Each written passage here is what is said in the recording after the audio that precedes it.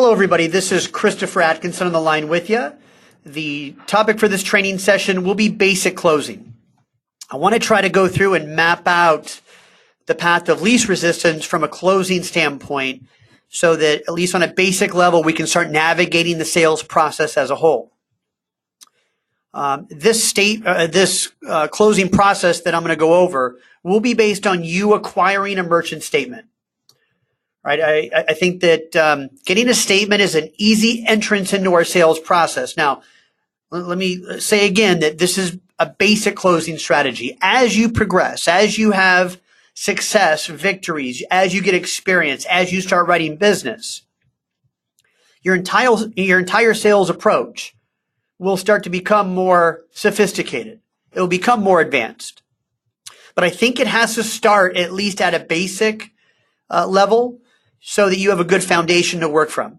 And that basic level, both from an opening and closing standpoint, allows you to get out in the field right away, start engaging merchants and taking them through your sales process. You know, one thing to remember about a sales process is that you need to look at it as though it's a linear path, right? It's a straight line. Whether you're talking about opening or closing or them collectively together, there's a starting point and an ending point, and your talk track needs to be one that escorts the merchant through that linear path, through that sales process, that straight line. Sometimes I think it's easy to get involved in conversations with the merchant that feel circular. By circular, I mean it goes around and around, but it never really gets anywhere for you. It never gets to any sort of tangible forward progress point of a sale. So you have to be mindful of trying to lead the merchant through your process. Right? And again, I've mentioned that this basic closing strategy will be based on getting that merchant statement. I firmly believe that getting a statement from a merchant is the easiest way to engage them in your sales process. It gives you a sort of a natural process to navigate. So I think that if you can get good at getting a merchant statement, then that will be the foundation of your success. Now, again, later on, getting a statement won't be as important. But here at the beginning, as we try to ramp this up, get you making money quickly, get you to be able to scale this activity and scale your success. Getting 2 to 3 statements a day is critical. That is how initially, early on in this, you can write 2 or 3 accounts per week. And that's really where you want to be. That's where you want to be from an income standpoint, is to be able to know that any week you go out, you're going to write at least 2 or 3 accounts. Then I think the compensation plan makes sense. You'll be able to see the long-term opportunity here. So that's the goal, is to be able to capture 2 to 3 statements a day. Now, what we do with those statements is what we're going to cover on this call. As far as just to go sort of back to Sales 101 to some degree, as far as a basic introduction and a basic process to get that statement, I don't think you need to go in with an elaborate talk track or an elaborate sales presentation. In fact, early on, I think the bigger you make this, the more complicated you make it, the more elaborate you make your sales process in general, the harder it's going to be for you to execute. One of the things we're up against most often with these merchants we talk to is that they go into this defensive posture, right? The wall goes up and you're trying to constantly overcome that defensive wall. The same thing that we do as consumers to salespeople all the time. You know, case in point, you're on the car lot, looking at cars, no one's bugging you at first. Then lo and behold, the sales guy walks out of the sales office, starts walking up to you. Most of us, the first thing that we will say to that salesperson is, "I'm just looking." Yet you're not just looking, because if you're on the car lot, you're probably thinking about buying a car, but we never say that, right? We feel like if we say that to the salesperson, it's an invitation to be sold, pushed, hustled, swindled, all the just negative things we think about in receiving a sales pitch. You're up against some of that same psychology with these merchants. If they feel like you're in there selling them, they feel like it's part of a sales pitch, they go defensive, they hunker down. And then trying to overcome it's very, very challenging. Most of the resistance you get out in the field, in fact, all of the resistance you get out in the field is a product of that. It's a result of them just being defensive. So how do you counter that? How do you tactically approach it then? Well, no one said you have to walk in like you're selling Kirby vacuums door to door. Right? I think you need to be mindful with the way in which they're perceiving you. What you say will affect the way they perceive you. Right? So if you don't want to walk in and meet that instant defensive posture, then don't go in there as if you're selling something. When I walked into a business, and many sales partners that are out there doing this on a basic level and having some success, it's as simple as walking up to the person saying, my name's Chris Atkinson with Spot On. I run the local market here. Listen, I'm just trying to network with some of the owners here in the community. It's good to meet you. Right? My hand is out. They shake my hand. Just a basic introduction. Oftentimes that basic conversation, that casual conversation can lead to the merchant asking you what it is you do. Then you get to tell them. Right? And then the way in which you tell them should also be simple and streamlined. Well, actually, I work with some of the local merchants, helping them manage their customer engagement as well as their payment processing. With regards to customer engagement, I make sure that they're able to interact with their customers in a meaningful way to stay connected with them. As far as payment processing, make sure that they're set up correctly, make sure their service and rates are appropriate. Actually, I'm just curious, Mr. Merchant, in regards to the account that you have now, when was the last time the person that actually set you up walked in here? I use a transitional question to get me to where I want to go next, which is getting that statement. They often say, well, it's been a while. Right now I can say, well, listen, if that's the case, I don't mind at least doing you a favor. I'll look at your credit card processing statement and tell you whether what you have is appropriate, whether it's a good deal. If I can give you some advice or insight on it, I certainly will. Go grab your statement. I'll check it out for you.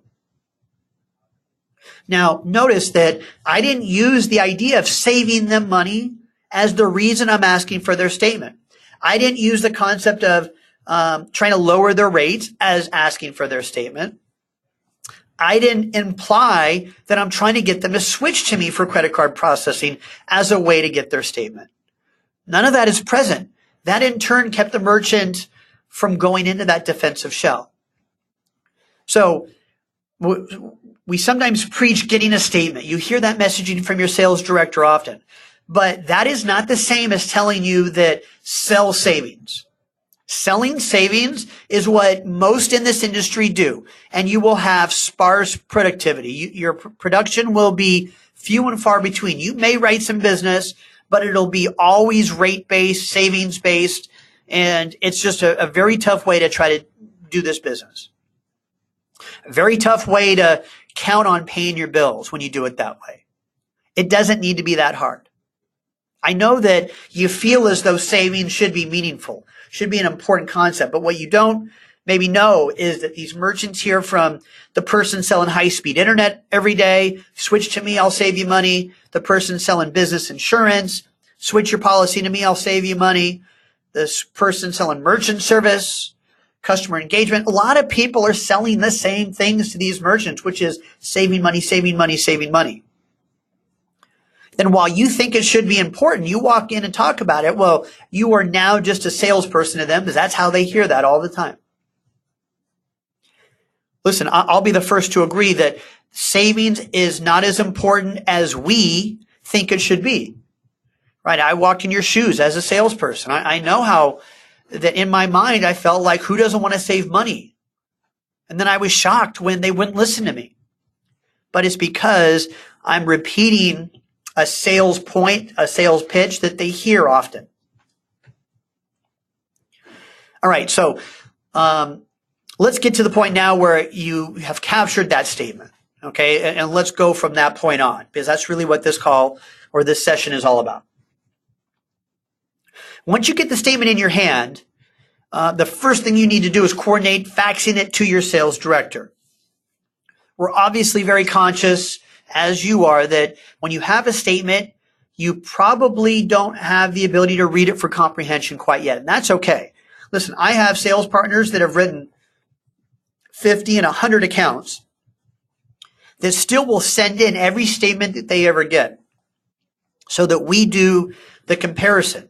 It's actually kind of a nice resource because while you certainly want to get to the point where you can do it on your own, looking at their statement, just writing in the margins of their statement and not always having to do this, this comparison, to be able to outsource that statement analysis to us so that you can continue building value, building rapport, building credibility with the merchant just in that conversation you're having, is a nice luxury to have. So how do you get that statement to us once it's in your hand? I think that an easy verbal transition is I have the statement in my hand. I say, okay, what I'd like to do is email this to my office. I have people that work for me, Mr. Merchant, that will go through this thing with a fine-tooth comb and pull out every penny that you're paying now. Then we'll look at it together. Let me send it over to them.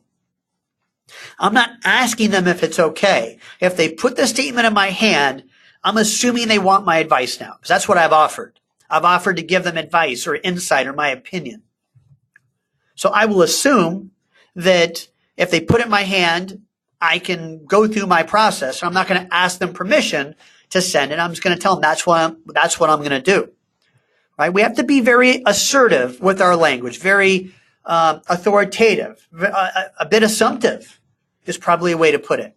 You have to control the process. You have to control the direction of this conversation, the path of this conversation, the path of this process.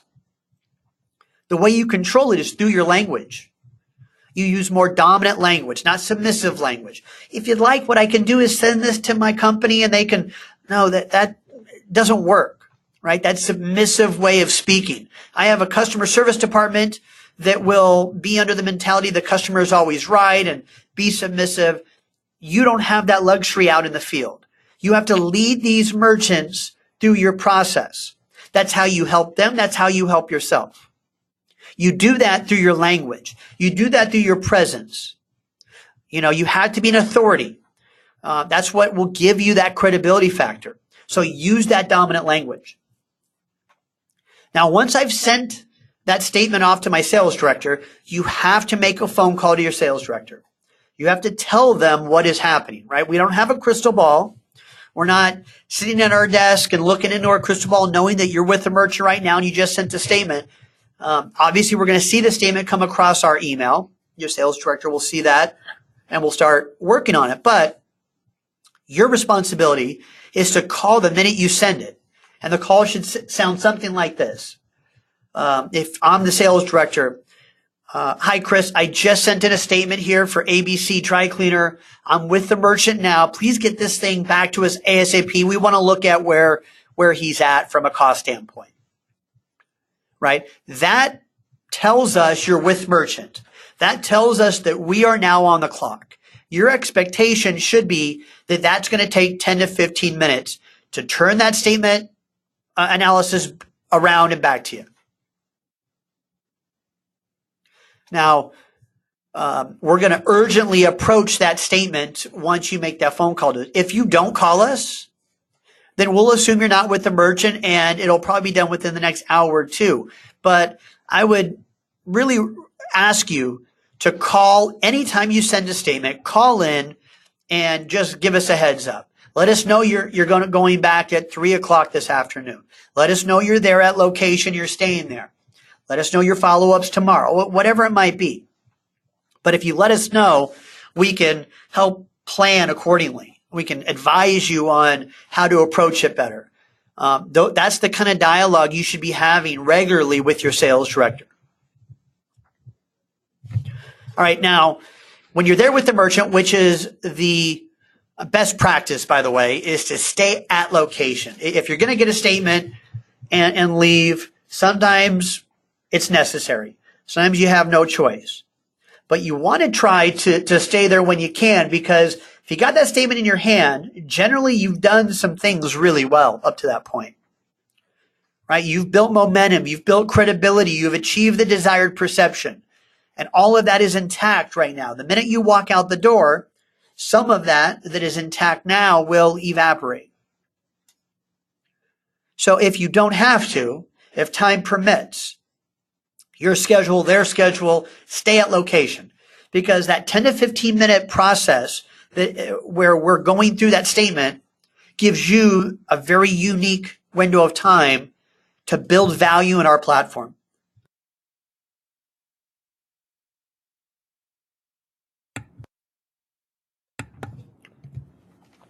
Building value in our platform is what's going to help you build that $25 platform fee that's going to be on that statement analysis that we do end up sending back. So I think that this is a really good time in that moment to be able to have a conversation with the merchant with leading questions that allow you to highlight parts of our platform that make sense for them. Right? Our basic platform is digital marketing, an email platform essentially, as well as online review management. It's easy to ask some questions in that part of the conversation that leads you to talk about those 2 points. Every merchant gets our basic platform. Every merchant pays at least $25 a month and gets our basic platform. Some merchants will pay more because we add on more service. But one common denominator for every merchant is they get the basic platform. So know how to navigate building that value first and foremost. Right? A couple easy questions to ask while I'm waiting for that statement analysis to come back. So, Mr. Merchant, I mentioned customer engagement. What are you guys doing now to connect with your current customers, your existing customers? Let them tell you what they're doing. Many are going to tell you that they're not doing much, right? They're going to tell you, I have a Facebook page and, I try to stay connected at least physically, while I'm at location and talk to every customer that comes in. And listen, that's great. It's great they're doing something and they're mindful of it and they're conscious of it. Sometimes they'll tell you they're doing more than they're actually doing, but nonetheless, it's a great conversation. When I ask them, what are you guys doing to connect to your existing merchants? That will allow me ultimately to give them some advice in regards to an email platform. Right? So, Mr. Merchant, listen, even having a simple email database and an email platform that you can use to send out periodic communications about specials, new hours, announcements, or even just content push to your customers can have a big effect on how often the customers engage you. Through that, you're keeping your business name relevant. You're keeping your business name top of mind in those customers' brains. That's important. That means they come in more often, and coming in more often means they spend more money with you.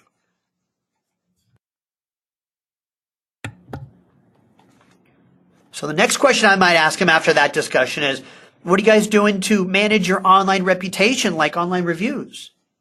This tends to be a fairly big miss for many merchants. They're not doing much. Sometimes they'll say that they're keeping an eye on them, but, I take that with a grain of salt. But, they'll always say they're doing something again so that they feel as though they're engaging them. So you validate it. That's great, Mr. Merchant. I'm glad that's the case. You're doing more than many merchants are for that matter. Knowing about the reviews is critical. In fact, review management is probably one of the more undervalued parts of our platform. We send email and a push notification to every one of our clients anytime one of their customers puts an online review about their business. That way you can see the review two different ways, on your phone as well as your email, so you hopefully see it right away. And you can respond right away, because they're always time sensitive, without having to babysit the different review sites. Mr. Merchant, the payment processing part of what we do is really the easiest. I'm sure you hear from payment processing people, in fact, all the time. But I have merchants that happily are paying $195 a month for our marketing and review management, just our customer engagement platform in general. But when we integrate payment processing into it, it's discounted all the way to $25. Right? Again, I'm building value of our platform, excuse me, with this time that I have. And now that we've released Spot On website, in fact, during that window of time, now you can also go to the Spot On website demo site and create a demo site for them right in that moment. Mr. Merchant, watch this. I saw you didn't have a website. Let me show you how quickly and easily you can at least get something up. And through that demo process of putting in their business name and where they're located and choosing the industry type that they are, our system generates a demo website on the spot in 30 seconds or less. That's unheard of. Talk about being able to show the value of what it is we do. Right? So that can fill that 15 minutes. And what you might find is that 15 minutes turns into actually 20 or 30 minutes because of that discussion. But one way or another, you have to be mindful of that and stay conscious of it so you can get yourself back into that statement analysis. Because that statement analysis can lead you through the rest of the sales process. So when you get that statement analysis back, now this is your chance to really start to build credibility. And again, your brain is telling you that we're asking for this statement so I can show them savings. So you have this ta-da moment, right? This voila, look how much money I'm saving you sort of moment. That's not why we're doing it. In fact, I would urge you to underplay savings. Don't talk about savings as your first point. I'll go through with you exactly how I would go through that statement analysis, but just in general, this is your time to be able to educate the merchant on their current setup. Here's one thing that most merchants have in common. They do not know what they're paying on a per transaction basis. There tends to be two kinds of merchants out there. There is the merchant that thinks they know exactly what they're paying, and 99 out of 100 times they're inaccurate. So by educating them, you really help them see clearly. Or there's the merchant who really has no idea what they're paying and will freely admit it. In either case, your ability to educate the merchant on what their current rates look like, what rates are being applied to what card types, all of that is a very big part of this process. It allows you to build a lot of credibility while you're going through it. And that credibility is ultimately why they're going to go with you. Your ability to build rapport, build credibility, and convince this merchant that they should do business with you individually rather than whomever they use now is the sale that you're making, which is a different sale than selling Spot On's brand to them. Listen, you can tell them how great Spot On is, A+ rating with the BBB and all of that, but the issue is it sounds insincere to some degree because it sounds as though you're selling it to them.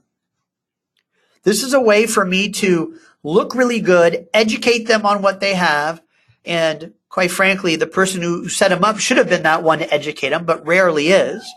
Ends up being you on the spot that is educating them on their current setup, which makes you look really good, makes the person who set them up look not so good. And then that separation occurs, that separation between the merchant and their current rep.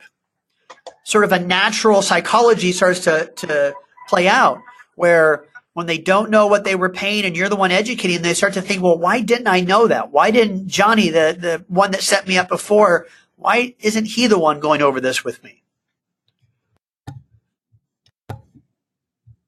And then again, that is one of the reasons that they will ultimately go with you because you're giving yourself as a much better alternative to the person that set them up currently, the person they're using now. It is an easier sale when you look at it through those lenses. You're trying to get them to choose you rather than the other person, the other individual that set them up on their current account. All right, so let's now switch up and start to look at the statement analysis. I'm going to do a quick screen share of a sample statement analysis. So stand by 1 second. I'm going to pull it up.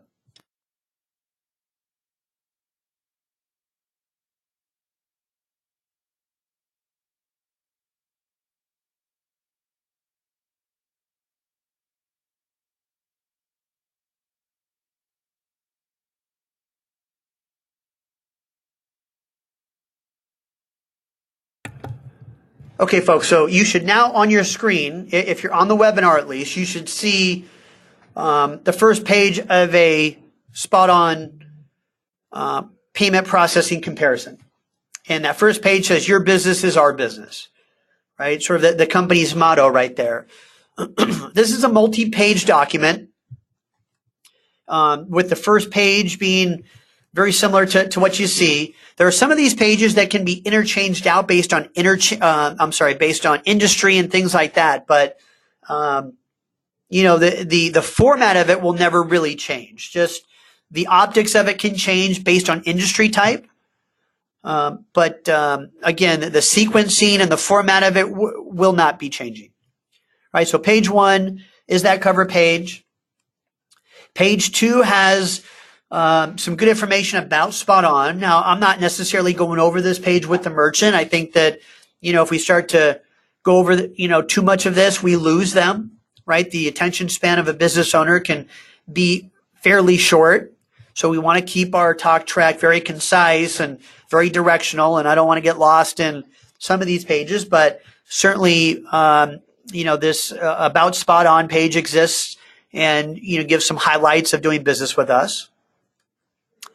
Then we get to the actual payment processing proposal, the comparison. And then the final page, the second to the final page is where our platform fee is communicated, as well as some of the upgraded services that you have a chance to talk about, if appropriate. And then there's a final page on it that puts a expiration date on that comparison. Right, so let's go back to the actual comparison itself. This is the document that gets most of my attention when I'm with a merchant. Right, this is the document that I'm really using to educate the merchant. Now, it's easy to go right into here first. It's easy to have the eyes go there and have your talk track go there. I don't necessarily think that annual savings, monthly savings, or percentage savings should be the first topic. In fact, I'd recommend against it. That makes it about savings. You have now taken a process that wasn't about sales as much and more about educating them and turned it into a sales pitch. They'll feel that. Right? That'll change the way in which they are looking at you, the lenses they're looking through. So instead, here's what I would do. Here's my recommendation. All right, Mr. Merchant, I got the comparison back. Let's go ahead and look at it. The first thing I want to be able to go over is what your current rates look like. So let's look at that one by one. Excuse me. So it looks like on a debit card transaction, what we call a check card transaction, you processed $6,250 in volume. Looks like the rate you were charged was 1.69%. That 1.69% equaled a fee of $105.62. Now, Mr. Merchant, were you aware that that was the rate you paid on debit cards? And they're going to generally tell me yes or no. Oftentimes they say no. I really didn't know that that was what I was paying. I thought, here's what we often hear. I thought my rate was much lower. Them telling me that is like music to my ears, right? Because now I know that that in itself has created separation between them and that current rep that they're using. All right, Mr. Merchant. So listen, debit cards tend to be the majority of transactions, those check card transactions that you're running. So the rate you pay on that is important. Now, your next rate is what's called qualified, and that's basically the rate that's applying to basic credit card transactions. Your current volume on that card type was $5,250. And the rate you're paying is 1.89%, equaling just about $100 in processing fees just on that card type. Right? So I'm basically going through this one by one with them, each line.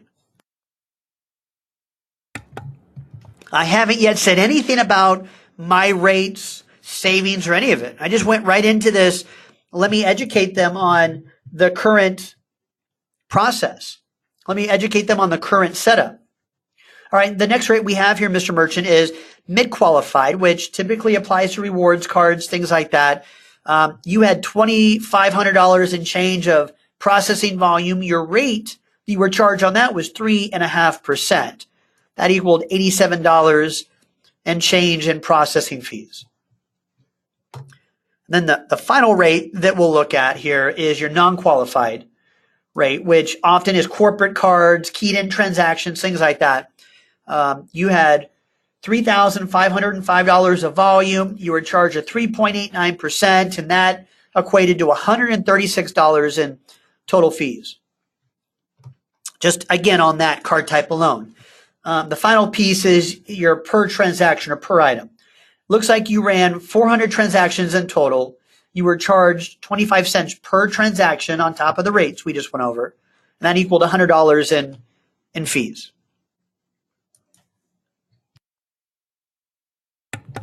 Now, this is a good time where I'll check in with them. Now, Mr. Merchant, did you know by and large that those were the rates and fees you were paying? I'm going to ask them again. Right? Because I love when they say no. And even if they say yes, 9 out of 10 times when they say yes, it's still in their head a no. And that's okay too. Because I know that, right? Through experience and hopefully through my insight to you, you'll know that now. So even if they say, no, I knew exactly what I was paying, know that 9 out of 10 times they're telling you that just to look like they're informed, but really in their mind, they're like, no, I really didn't. And that's good enough because, again, I like when their mind starts to question what they have and who set them up and why don't they know this. That's all good things for you. Okay, Mr. Merchant, so let's go through some of these other fees that are not per transaction based. Looks like you have a badge fee. Now, Mr. Merchant, a badge fee is a fee that is charged to you every time you batch out your terminal or close out your terminal. So you had 30, looks like you did one a day basically in the month.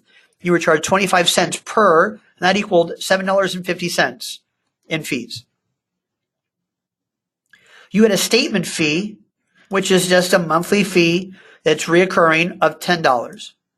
You had a non-PCI fee of $29.99. You had a regulatory fee of $5.95.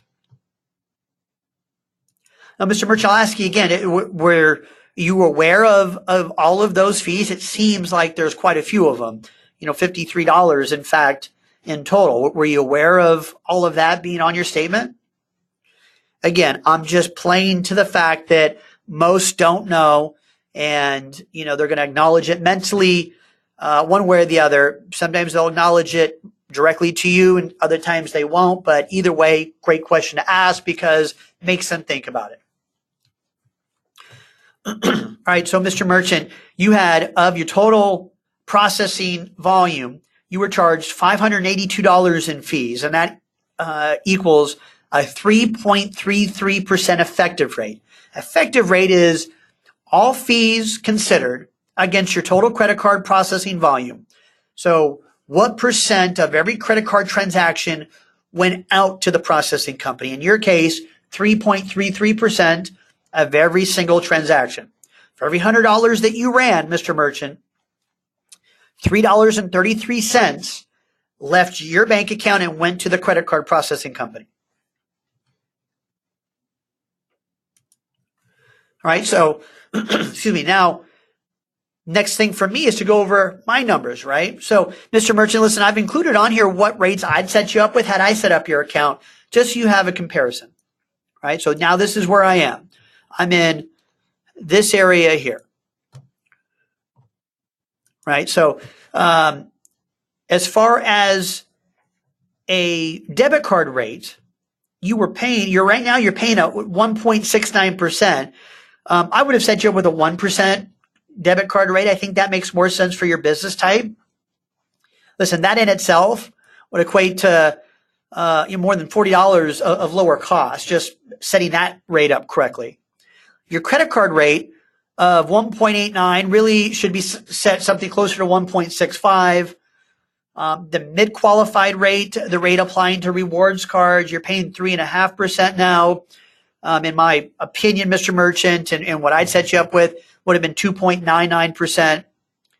And then your non-qualified rate of 3.89, again, should be closer to 2.99, and that would be the number that I would think is appropriate for your business. As far as your per transaction fee, that was the one thing that I agree with your current setup on.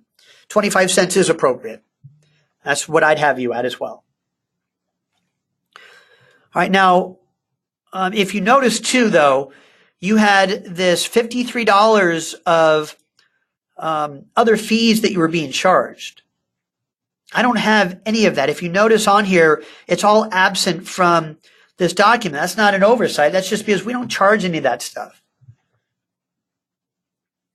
So based on that same month, if I had set you up with what I'm going over with you right now, then your total fees would have been $428 in processing fees, and your effective rate, rather than at 3.33%, it would have been at 2.45%.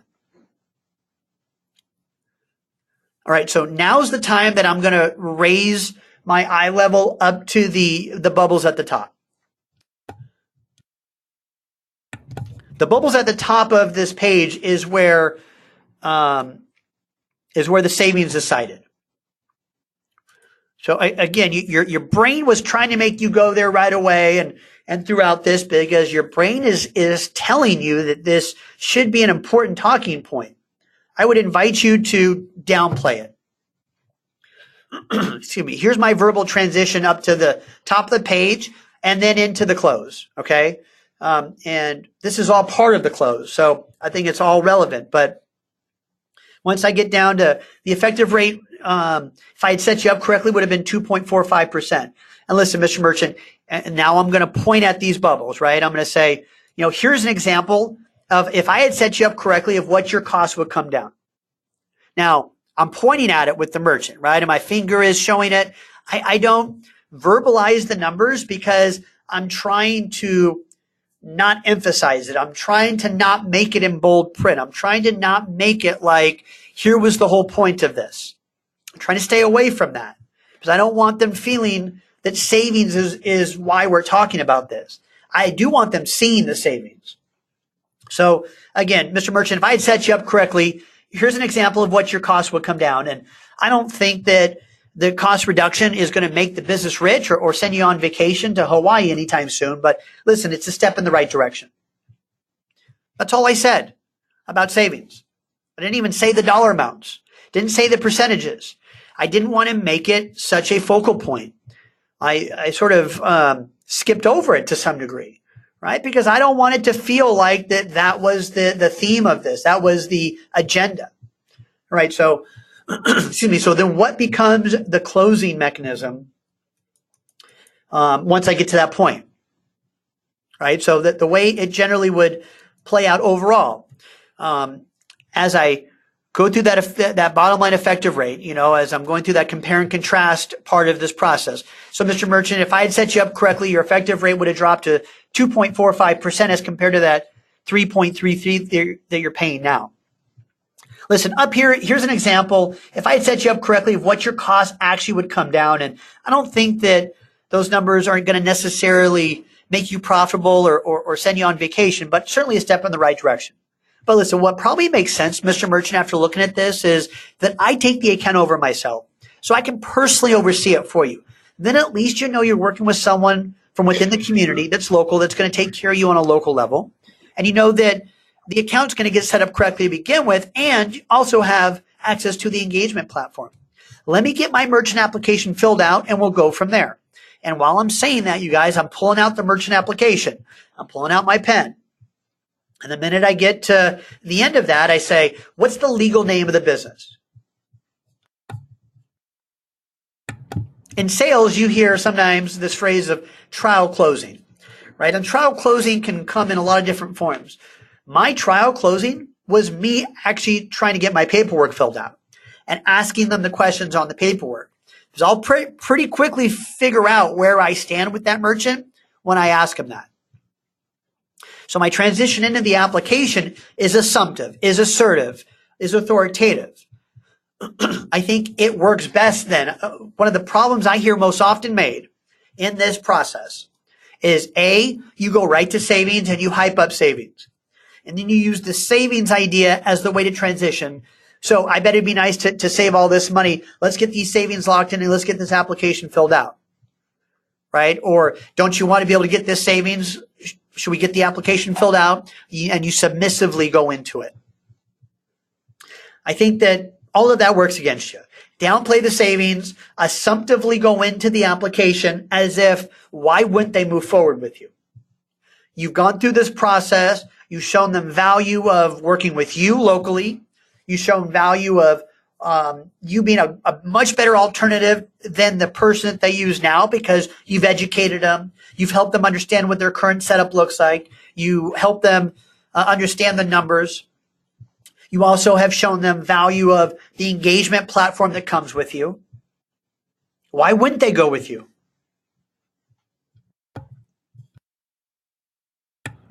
And the only reason that they wouldn't go with you is because you're selling it or you're pushing too hard on them, right? And when I say push, I don't mean in this assumptive way. You're selling them and looking for a yes and trying to get them to buy your product. That mode will invoke a defensive posture from the merchant. That's what it comes down to. And the natural reaction to that will be, well, let me look it over. Let me talk to my wife. Let me talk to my husband. Let me think about it. If you're hearing those responses, it's because you're trying to get a yes out of them. Listen, when we're new in a sales position, oftentimes we're insecure. When we're insecure, we like to look for permission. Permission to move to the next phase. Permission to go over this. Permission to write them up. Right? It sure would be great if the merchant says, this sounds great, Chris. Where do I sign? I can tell you that's not going to come very often. So if you hold out and try to wait for that, your ability to write paper and write applications and get paid is going to be compromised. Close it because that's how you get paid, number one, but close it also because you need to lead the merchant through this process. Leading them through the process with confidence will make many of them simply follow you because of the way in which you're doing it. People generally follow, right? There's many more followers in the world than leaders. I need you guys to be a leader. I need you guys to lead the merchant through your process. Lead them into the application. Do it with the assumption that they're going to do business with you. Do it with that assertive tone and that dominant tone. That in itself promotes confidence in them.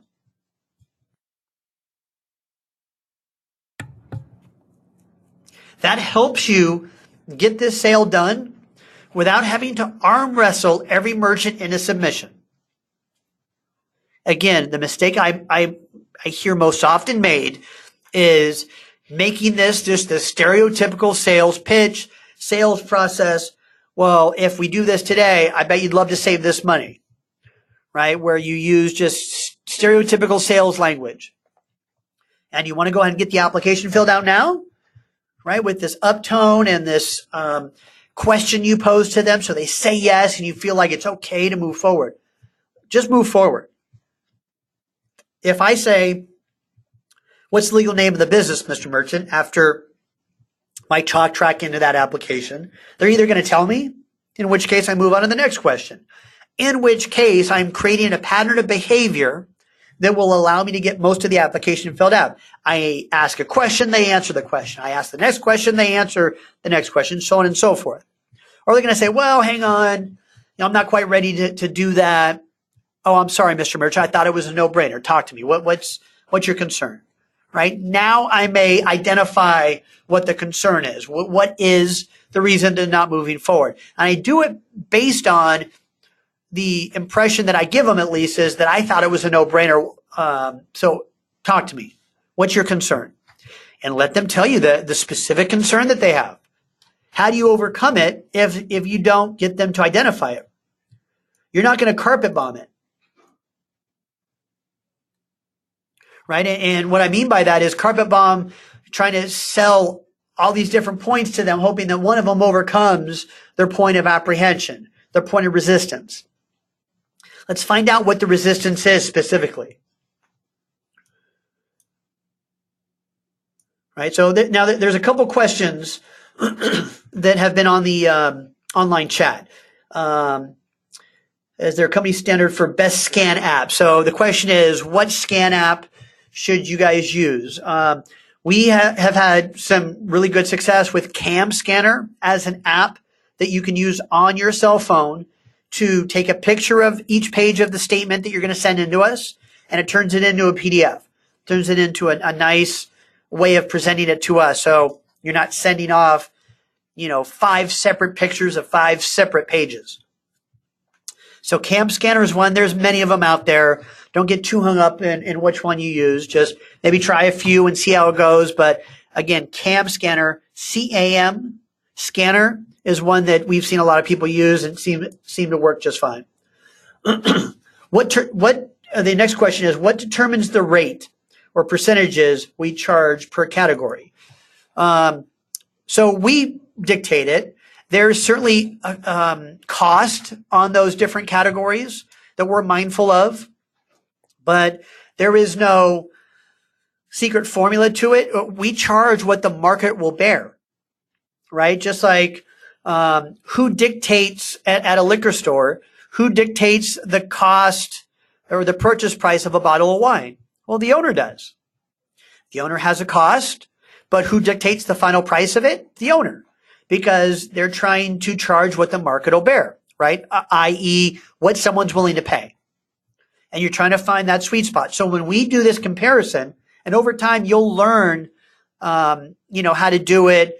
You'll have that discretion and be able to, and that independence for that matter. Meanwhile, your sales director is going to try to keep as much markup on these transactions as possible, so the account is profitable for both you and Spot On, right? Because we all split the profit on each account you write. Company and you split it 50-50. So very important that we try to find that balance of keeping really strong markup in it while still showing savings, right? We're not delusional to think the savings doesn't matter.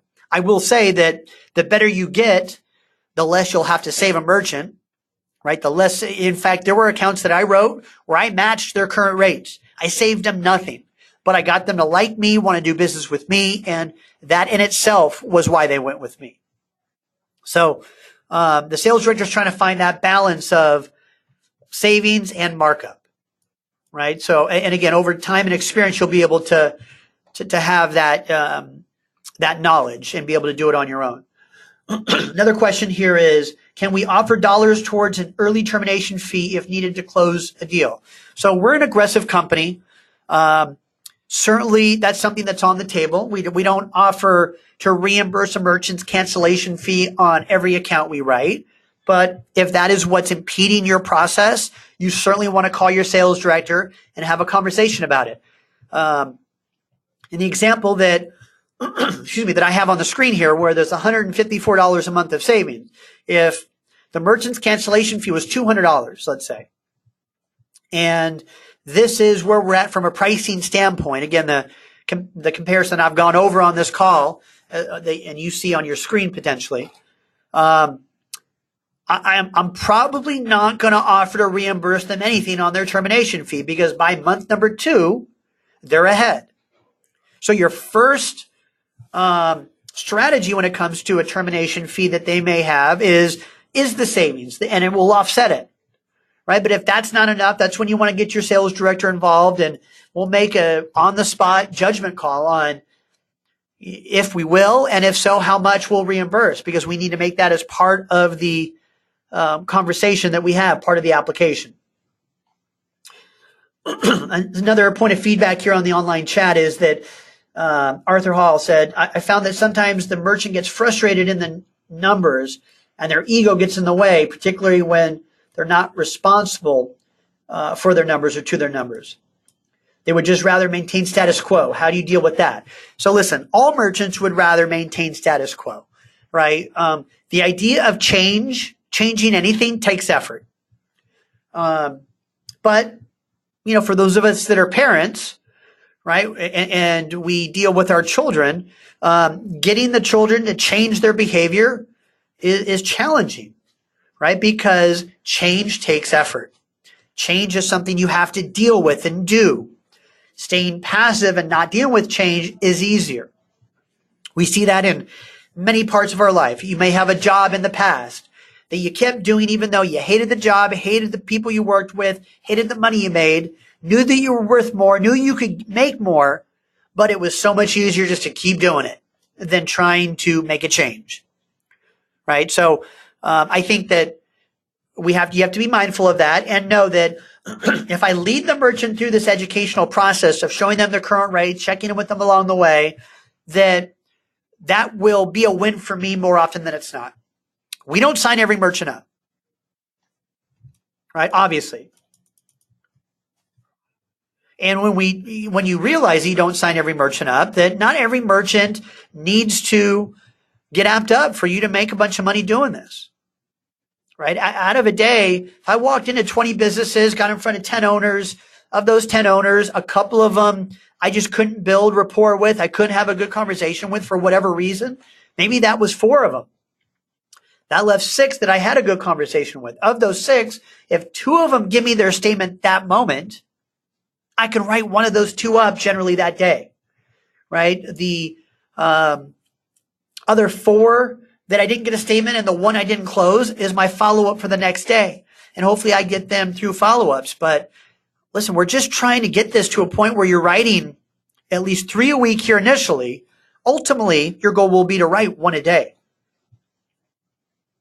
right? And if you start doing the math and thinking about activity and working backwards from number of walk-ins to the number of owners and all of that, it's not a hard number to get to write 1 deal a day. So you don't need every merchant to get it. All right. So, excuse me, guys. So that's pretty much it for me. I hope this helped. I hope this mapped out just some basic knowledge as it relates to closing deals. Rarely do I find that someone is having closing issues. Typically, it's opening issues.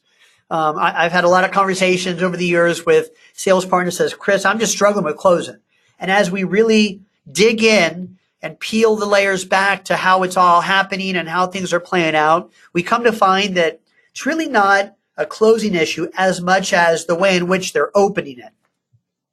I think going through the right opening, keeping it casual, capturing that statement based on, I'll look at what you got at least and tell you whether it's a good deal. Keeping that as an informal and casual process gets a statement in your hand without them going defensive. And that's a key to this.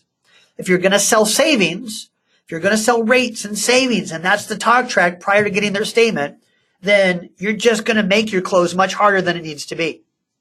So I don't consider that a closing issue. I consider that an opening issue. Some things to think about, though, just in the sales process in general. You got to show confidence. You got to invoke confidence in the person you're talking to. So you speak with confident language. Your body language promotes confidence, right? Your head is up, your shoulders are back, your chest is out. You walk in with the swag. You walk in with the strut. You feel as though you belong there. You behave in a way that puts you at an equal level to that business owner you're talking to. You're not inherently below that business owner. You are at the same level. So speak as such, right? Be willing to have that peer-to-peer conversation versus the I'm a salesperson begging for a moment of your time. That doesn't work. That whole tone and that whole way of behaving holds true from start to finish in the sales process. You have to be confident. Also, you have to know your sales process. You have to know what you're trying to accomplish. Because listen, if we use just a quick example, if you're playing poker, right, and you're so conscious of the rules to the game of poker and what hand beats what, you're so far inside your head while you're playing that you never actually play the game. You're constantly thinking about the mechanics and what to do next. That's not going to be a good strategy. A good strategy is that you've memorized what hand beats what and the rules to the game and all of that. Now you can actually play the other players. When you're talking to a business owner, you're basically playing poker, right? So know the process. Know the rules to the game that you're in. Know where you're starting and where you're trying to get to.